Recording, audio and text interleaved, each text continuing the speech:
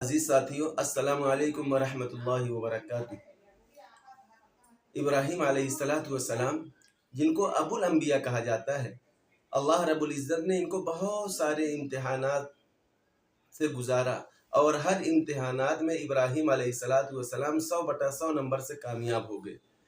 لیکن 4 مشہور امتحان جو ابراہیم علیہ السلام کا لیا ہے اللہ رب العزت نے، آج ان کا میں تذکرہ بہت ہی مختصر میں کرنے جا رہا ہوں۔ پہلا امتحان کہ اللہ کی خوشنودی کے لیے حضرت ابراہیم علیہ السلام نے اپنا گھر چھوڑا، اور دوسرا امتحان جب ابراہیم علیہ السلام نے نمرود بادشاہ سے ڈیبیٹ کی تھی، مناظرہ کیا تھا، اور اس کے نتیجے میں ابراہیم علیہ السلام کو آگ میں ڈال دیا تھا، اس میں بھی ابراہیم علیہ السلام 100/100 نمبر سے کامیاب ہو گئے تھے۔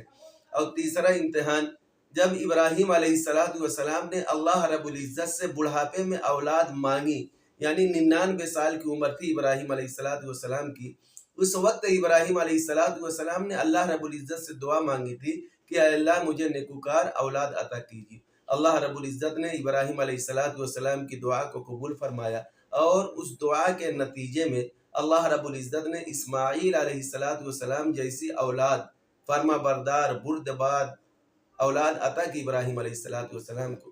پھر جب اولاد عطا ہوئی تو اللہ رب العزت کا حکم ہوا ابراہیم علیہ السلام کو کہ اپنے بیٹے اسماعیل اور اپنی بیوی ہاجرہ کو وادی غیر ذی زرع میں چھوڑ کر چلے آؤ۔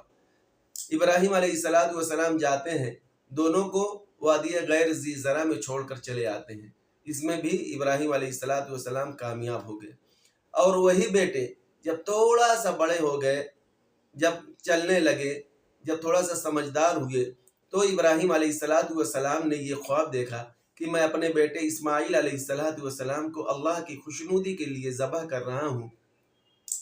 اور پھر آ کر وہ واقعہ اپنے بیٹے اسماعیل کو سنایا تھا کہ میں نے ایک خواب دیکھا ہے جس میں آپ کو ذبح کر رہا ہوں اللہ کی خوشنودی کے لیے، آپ کی کیا رائے ہے؟ بیٹے نے 2 ٹوک جواب دیا تھا کہ آپ نے اگر خواب دیکھا ہے تو آپ کا خواب سچا ہے، اللہ رب العزت نے آپ کو جو خواب دکھایا وہ سچا ہے، اس لیے آپ یہ کام کر گزریے۔ اب دیکھیے ابراہیم علیہ السلام اس امتحان میں بھی کامیاب ہو جاتے ہیں، اور اپنے بیٹے اسماعیل علیہ السلام کو ذبح کرنے کی نیت سے لے کر جا رہے ہیں۔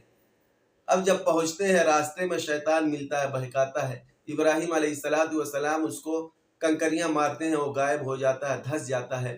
اور پھر جب کچھ دور پہنچتے ہیں، پھر وہ شیطان آتا ہے، ابراہیم علیہ السلام کو بہکاتا ہے کہ آپ اپنے لخت جگر کو کہاں لے جا رہے ہیں؟ یہ آپ کے بڑھاپے کا سہارا ہے، اتنا پیارا معصوم بچہ ہے، اس کو کہاں لے جا رہے ہو؟ پھر ابراہیم علیہ السلام نے کہا کہ یہ شیطان ہے، یہ مجھے بہکا رہا ہے۔ پھر کنکریاں اٹھائی، 7 کنکریاں پھر مارا، ابراہیم علیہ السلام نے شیطان کو مارا۔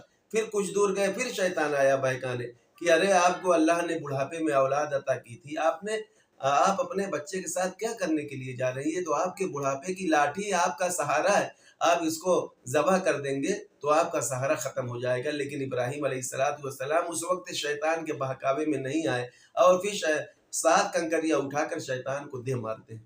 اس کے بعد اب وہ وقت آ جاتا ہے کہ اللہ کی خوشنودی کے لیے اپنے بیٹے اسماعیل علیہ السلام کو ذبح کرنے کے لیے لٹاتے ہیں، چھری گردن پہ چلاتے ہیں، لیکن چھری اپنا کام نہیں کرتی ہے۔ یہ ادا اللہ کو اتنا پسند آتی ہے کہ رہتی دنیا تک کے لیے جتنے بھی لوگ اس دنیا میں آئیں گے، یا جتنے بھی لوگ حج کرنے کے لیے جائیں گے، ان کو قربانی کرنی ہے۔ اللہ رب العزت نے ابراہیم علیہ السلام کی اداؤں کو، ابراہیم علیہ السلام کی وفاؤں کو، ابراہیم علیہ السلام کی دعاؤں کو اللہ رب العزت نے حج اور قربانی بنا دیا۔ اس لیے دوستو، ہم اپنے مال و دولت کو اور اپنی قیمتی اشیاء کو اللہ کے راستے میں خرچ کرنے والے بن جائے، تاکہ ہمارے اندر تقوی آ جائے۔ اللہ رب العزت ہم سب کو کہنے سننے سے زیادہ عمل کرنے کی توفیق عطا فرمائے، آمین۔ وآخر دعوانا ان الحمد للہ رب العالمین۔